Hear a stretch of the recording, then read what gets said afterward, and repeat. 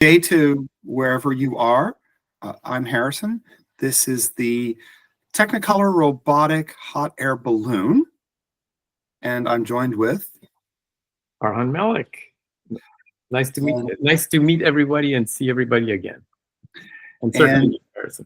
And we decided this about 30 seconds ago. We're going to talk about art. It's a great topic because I have absolutely no idea what you're going to say. Well, neither do I, most of the time. So on any topic. So and that's the beauty of it all, I think. So art-wise, I mean, to me,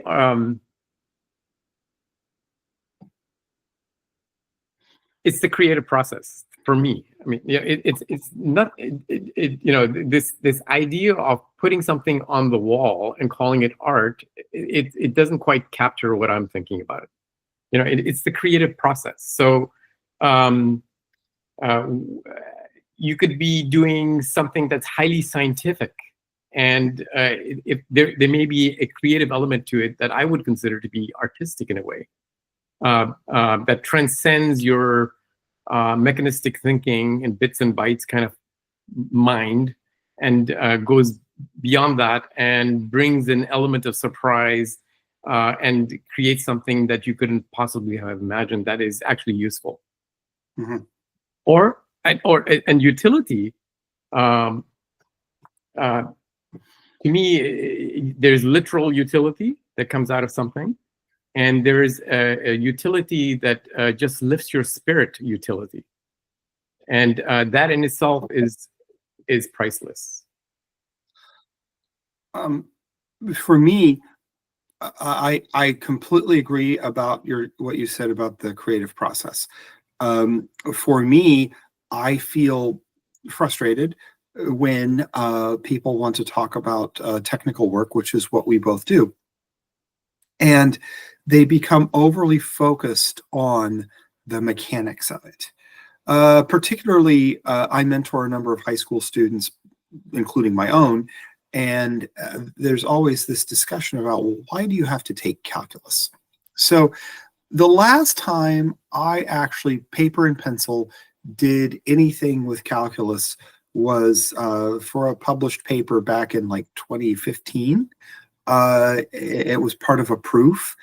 And sometimes I will talk through the definition of the differential with my students, but I don't typically, I don't have a lot of use for calculus per se in my day-to-day life. Do I use the ideas and the sort of thinking that comes from calculus? All the time. So I think that one thing that has happened very badly in the United States, and even to a greater degree in China, if you look at papers that come out of there, is we have become so hyper-focused on the mechanics because that's what we can measure, that it would almost be as though an artist wanted you to commission them to make a painting for you, and said, well, can I see your portfolio? What's your work like? And they said, look at this brush. I have the most amazing brush. I trimmed the bristles so they're perfect. And you're kind of sitting there going, well, yeah, it's a nice brush. Why do I care? And so I think anything we could do to sort of step away from that and get back to broader thinking would be really good. I couldn't agree more. So like, yes, so this topic that you brought up it's actually top of mind for me pretty much all the time. And what I see is, and I'd be curious to see if you observe something similar or different for that matter. What I see is more and more, and we've spoken about this before, I believe, more and more acclamation of people towards the either it's this or it's that, and kind of almost a binary type of thinking. And so my concern around that is that the world that we live in is far more complicated and complex than that. And if you get people acclimated towards this very almost like primitive narrowing of the human capability kind of way of being, then you are not going to be realizing human potential, and you're going to continue to frustrate the people, like because there's going to be a mismatch between what the complexities that surround them in daily life and their capabilities.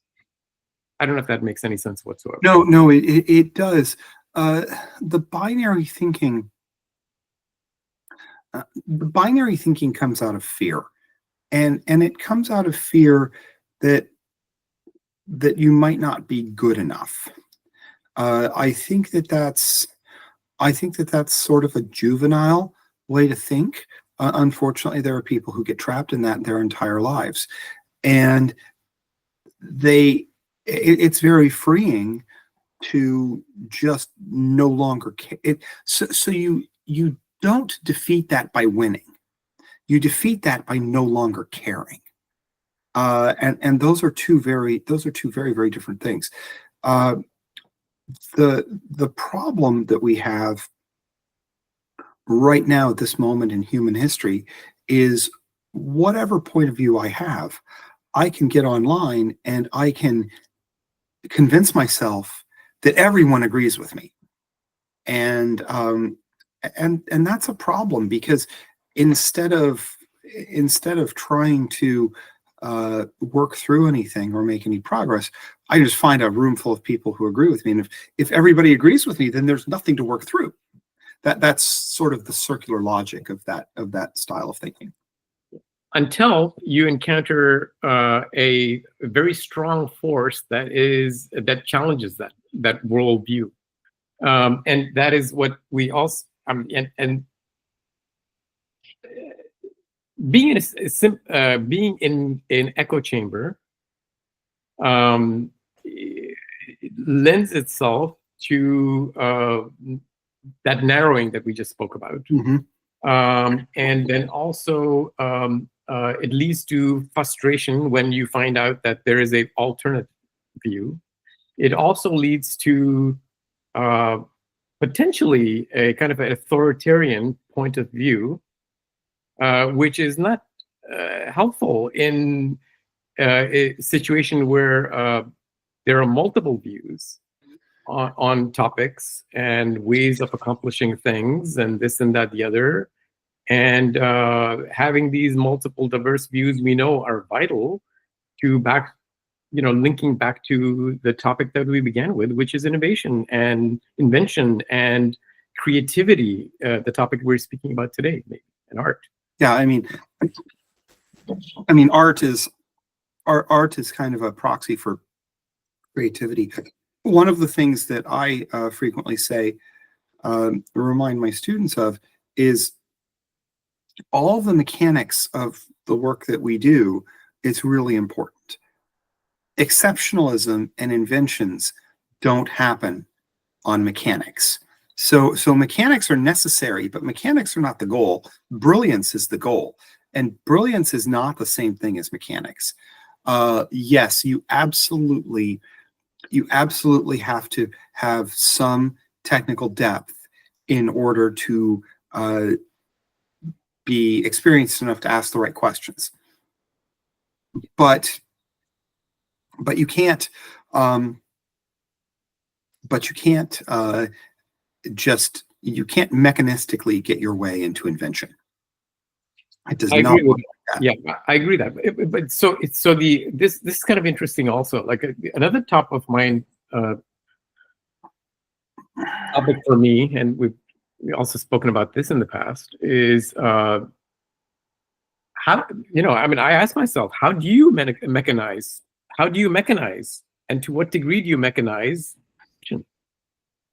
So, hence the idea of a innovation engine, if you get down to the technical side of things. And so I'm going to throw that out, but So I'll just stop there for a second. Just your thoughts. So, so wanting to mechanize innovation is asking the wrong, respectfully, is asking the wrong question. It's everything else that you should try to mechanize. I am a great adherent to something called the 0-1 infinity rule. And it goes like this. If I don't do something, I don't do it. And I don't worry about it. That's 0. That's sort of the basis step. If I have to do something once and I only think I'm going to have to do it once, then I do it once and I don't worry about it. If I think that I have to do something more than once, if it is able to, I will build a machine that will do that. So what 0-1 infinity really means is the threshold for scaling is 2. That's where you need to start thinking about scaling. So when you talk to people and they say, oh, well, I think we should begin worrying about scaling at 100 or at 1,000. No. Start worrying about scale at 2. Or actually, to be a little bit more precise, start worrying about scaling when it becomes obvious that 1 is not the answer. You got it. Absolutely. So, and I would I propose that we stop worrying, period. Worrying is not useful. So, focus on,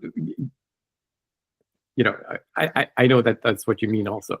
But yeah. The concern would be, when it becomes obvious, basically, when it becomes obvious. And it may be obvious at 1 and should be obvious at 1.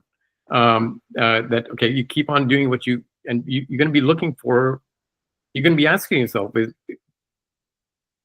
am I using my capabilities to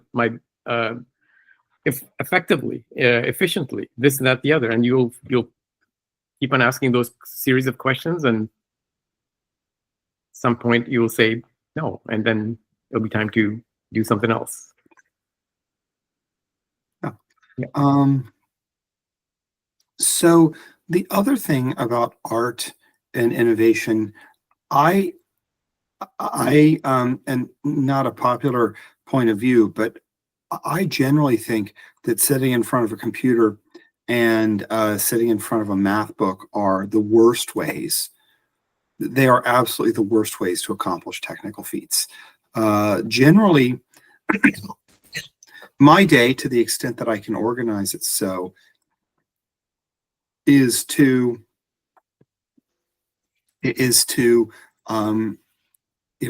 have these very intense periods of work interspersed by other things that are sometimes referred to as feeding the pigeons. So I'll have very intense periods of creativity, and then in the middle, I'll just sort of be, going to the gym or keeping up with correspondence or getting ready for travel. I'm traveling tomorrow, as you know. So, but little pulses are far more effective because, if you look at the projection of somebody's day, usually people start, they have a burst of creativity, and then it just drags. And so what I try to do with my own day is have 3 work days in one day. And by structuring it that way, I have far more of this creative time and far less of just sitting here doom scrolling instead of actually, being productive. I couldn't agree more. Absolutely. And that's, I do the same thing. And my wife, Laura, keeps me honest. She makes sure that I get away from my computer as much as possible and do this. And I've got, on a kind of a related note, one of the many things that I enjoy doing is, and have been doing this for quite a while, is bonsai. Okay. and that's basically plants and gardening. So so the I've got more plants than I can count, or I haven't taken the time to count them, and I water them every day, and they require my attention. They're in tiny pots. Maximum that they may not need to be watered might be a day because it's super cold. Okay. Or rain the day before. So they require my attention. They're like a pet in a way. So anyway, just even getting up and watering those plants in a day, I'll go do that. On the day that yesterday, I didn't have to water them. Watered them the day before. It's very cold here. So I let them go, but I decided, man, I'm just gonna walk out there, and just walk out there. Kind of looked at a few of them, and before I knew it, I was trimming some. I was doing that. I spent more than an hour out there, with no intention of, with nothing in my mind about how much time I'm going to spend out there, and I did that, and I came back refreshed. And so this is an example of a gazillion types of things of this type that I think you're alluding to. Yeah. Yeah, absolutely. So.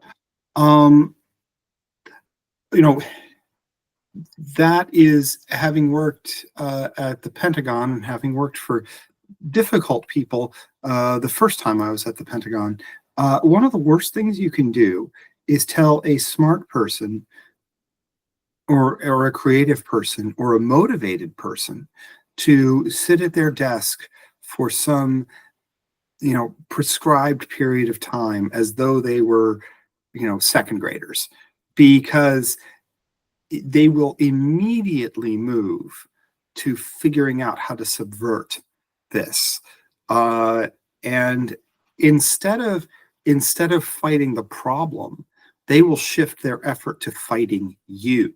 Yes. Because it's more entertaining, and because that's just not how people think. I mean, I think that our whole system of billing by the hour for intellectual work is there's a conceit that just doesn't exist, right? It's the idea is that it's going to take me this many hours to learn or to invent this thing, and if you were to somehow front load those hours and have me working 16-hour days, then it would get done twice as fast. That's not how it works. It just doesn't work that way. Yeah, so we're not building the pyramids here. Pharaoh's not going to crack the whip on us and make us go twice as fast. Exactly. So I think there's a place for I think we'll both agree, like whether it's whatever in any kind of creative thing, and we're abstracting the word art to elevating it to just creative things in general. Yeah. There's a lot of freedom's key. The element of the unknown is very key, I think. And space for imagination to grow is key. So I would agree with you, although the type of freedom you need is not the type of freedom that people immediately think of when you say the word freedom. Yes. When you say the word freedom, people generally think, okay, this is going to be freedom in the sense of no deadlines, no consequences. No. That's not what that means at all. Mm-hmm. Handing people, handing someone a blank check, as it were, and saying, just go off and be brilliant and come back when you've invented something. There are people for whom that works, but they're vanishingly few, and I am not one of them. I think you could be, Harrison. Okay. One of the things that I'll throw a challenge your way, and it's a very broad one, and it's basically just even if you're given a blank check, and you're given all the resources you need, including time as a resource, to do something and go just be creative, then I'd say that the way to get your creativity going, you just might want to challenge yourself by coming up with a very creative sense of urgency, however you do it. So you're actually saying what I do, and so in the absence of external forces, I sort of have this emergent split personality where I'm both the technical lead and the program manager, and then I have this debate with myself. And then I use micro rewards to sort of say, well, I'm going to go skateboard after I achieve this technical thing. Micro rewards are really important. This is something I learned when I was in college. I always did my hardest, or I don't want to say hardest isn't the right word. I always did the homework that felt like drudgery first, so that I would sort of reward myself with the homework that I wanted to do. And I think that how we control our rewards mechanism inside our own brains, I think that more than intelligence or education is a key predictor for success. And if you'll indulge me for another minute, so P.A.M. Dirac, Lucasian professor of mathematics at Cambridge, read his biography. He considered himself to be a failure, which is really hard to imagine. So that's one extreme, right? If you go on Wikipedia, there's like 100 things named after Dirac. So that's one extreme, and of course, very important in electrical engineering. Then at the other extreme, you have people who you won't hear about because you'll never hear about them because they won't achieve anything, who the minute they have an inkling of a good idea say, wow, that was great. I'm closing up early. So somewhere between those two extremes are the place where it is to be healthy. In publishing, I feel good when I sign a contract, a copyright assignment. That makes me feel good. But I think we don't talk to young people enough about calibrating their internal rewards mechanism. Oh, and by the way, spending all day on your phone and playing video games completely wrecks the neural pathways by which the internal rewards mechanism works. It short circuits them. Yeah, interesting enough, I don't know why, but I don't like playing games.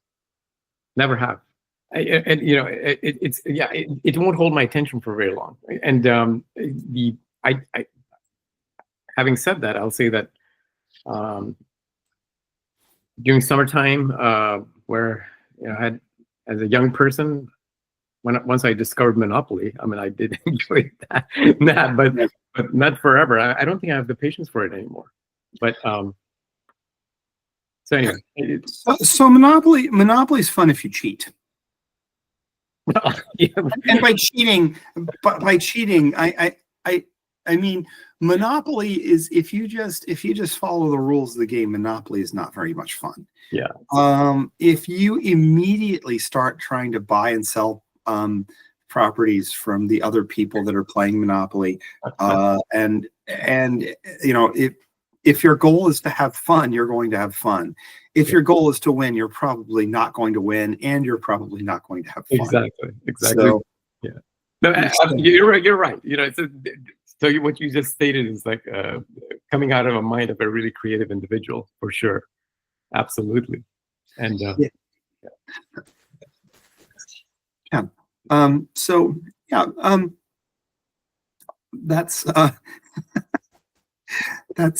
but video games do not hold my attention for more than a couple minutes. I just really don't care for video games. I did some when I was a kid, but I just always felt like there were better things to do. I couldn't. Yeah, I'm the same way. And my won't mention which family member, but you can maybe take a guess. But I've got another family member who's also very, very technical. In the very much into programming. My only sibling, you kind of narrows it down, and very successful in that field, and just kind of different kind of thinking altogether. Different kind of world. And anyways, I think there's a lot of beauty in beauty in the complexity. Complexity in itself is not just interesting on its own. It's for me, it's like, okay, the ongoing thing is, okay, well, I'm instead of saying that, well, the environment and the world and life that I live in,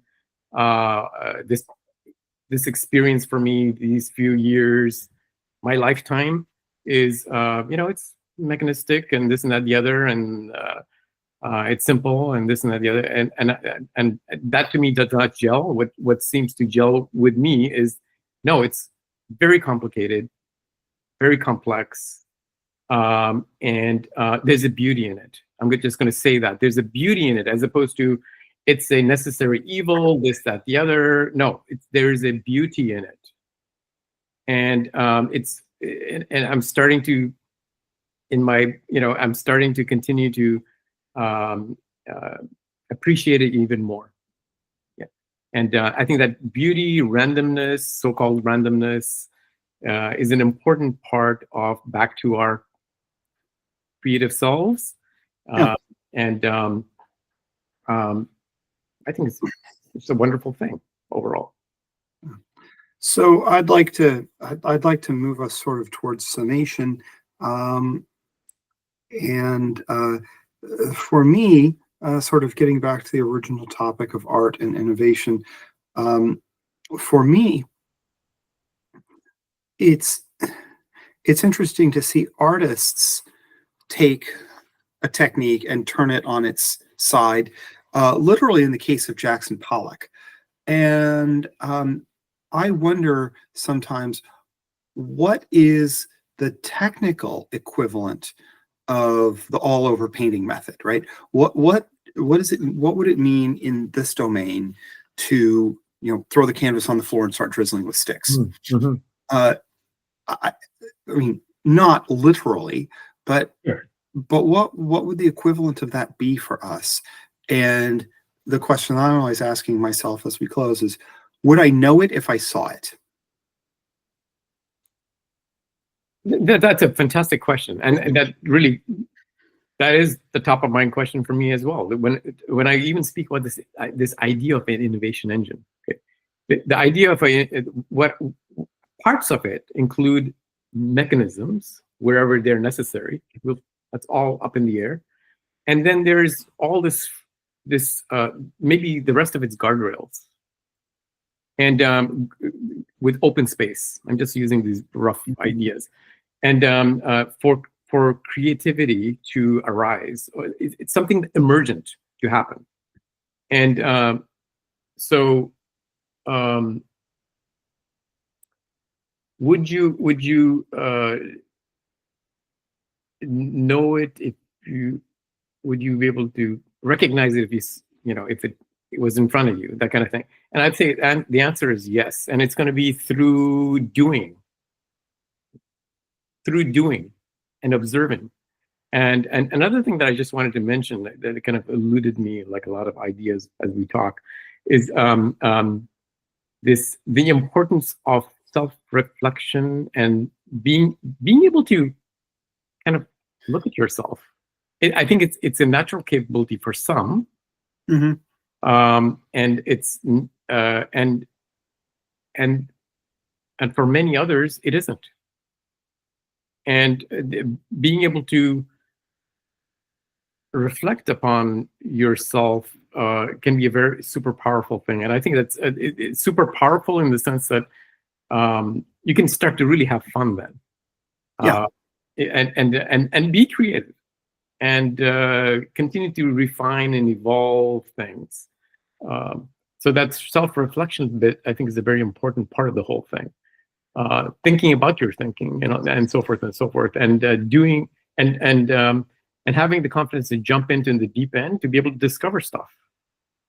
So I never, despite the fact that some people may view, for example, our conversations to be kind of very high level, abstract, this, that, the other. But what I can tell you is that is not the world that I believe that you and I'm going to speak for myself first. I'm going to make some assumptions about you, are completely satisfied in just being in that abstract world.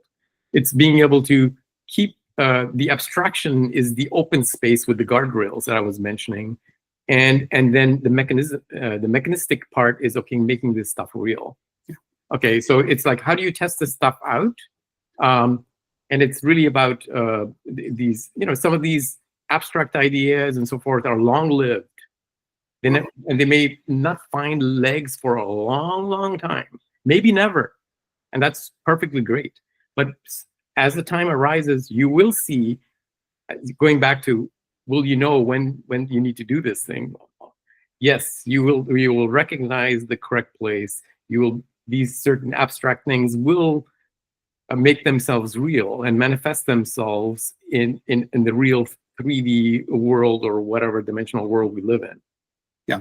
As we close out, my feelings on that are, life is lived in the real world, and Yes. the abstract world is useful only to the extent that it helps or hinders what we're trying to do in the physical world. But Yes, but life happens actually in the physical world. absolutely. And with that, I think we're going to get back to the physical world.